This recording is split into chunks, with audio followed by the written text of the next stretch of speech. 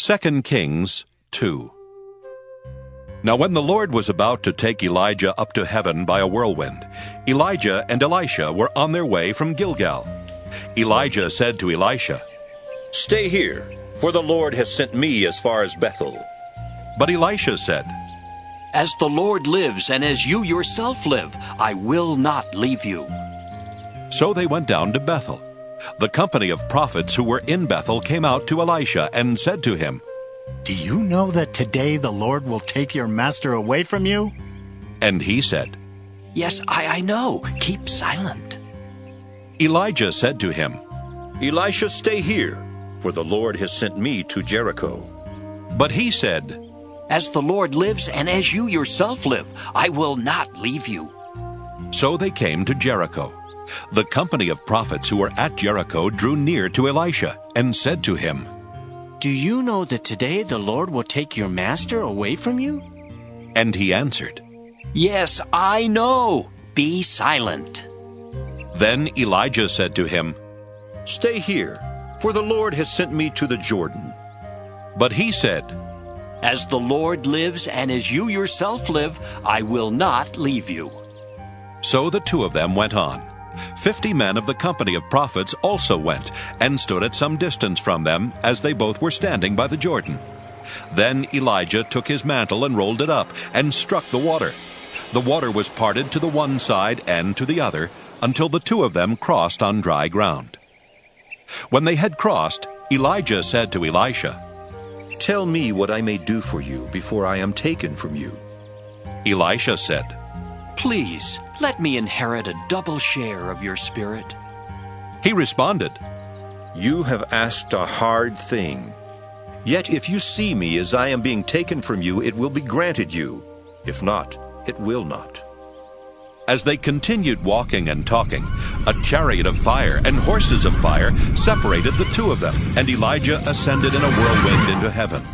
Elisha kept watching and crying out, "Father, Father, the chariots of Israel and its horsemen!" But when he could no longer see him, he grasped his own clothes and tore them in 2 pieces. He picked up the mantle of Elijah that had fallen from him and went back and stood on the bank of the Jordan. He took the mantle of Elijah that had fallen from him and struck the water, saying, "Where is the Lord, the God of Elijah?" When he had struck the water was parted to the one side and to the other, and Elisha went over. When the company of prophets who were at Jericho saw him at a distance, they declared, "The spirit of Elijah rests on Elisha." They came to meet him and bowed to the ground before him. They said to him, "See now, we have 50 strong men among your servants. Please let them go and seek your master. It may be that the Spirit of the Lord has caught him up and thrown him down on some mountain or into some valley." He responded, "No, do not send them." But when they urged him until he was ashamed, he said, "Send them." So they sent 50 men, who searched for 3 days, but did not find him. When they came back to him, he had remained at Jericho.